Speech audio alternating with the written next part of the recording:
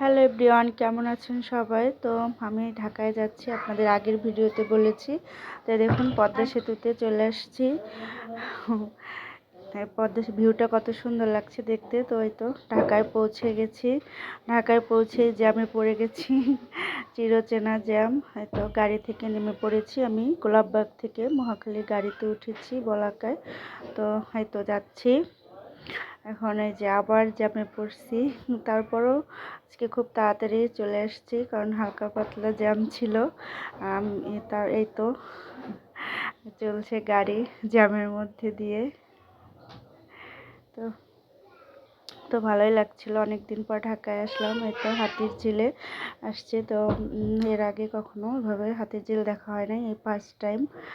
তো ভাবলাম আপনাদের সাথেও শেয়ার করি। আর ওই যে দেখতে পাচ্ছেন শিক্ষা অধিদপ্তর, এটাতে চাকরি করার খুব ইচ্ছে ছিল, স্বপ্ন বলতে পারেন। তো পৌঁছে গেছি। তো এই তো আমার ছোটো বোন আমাকে নেওয়ার জন্য আসছে। তো আমার বাসায় চলে এসেছি। আমাকে 1 কাপ কফি করে দিয়েছে, তো কফি খাচ্ছিলাম। ভালোই হয়েছে কফিটা। বাসাটাও সুন্দর। তো সন্ধ্যা পৌঁছে গেছিলাম। তোর বাসায় একটা সুন্দর বিল্লি আছে, যে কিউট।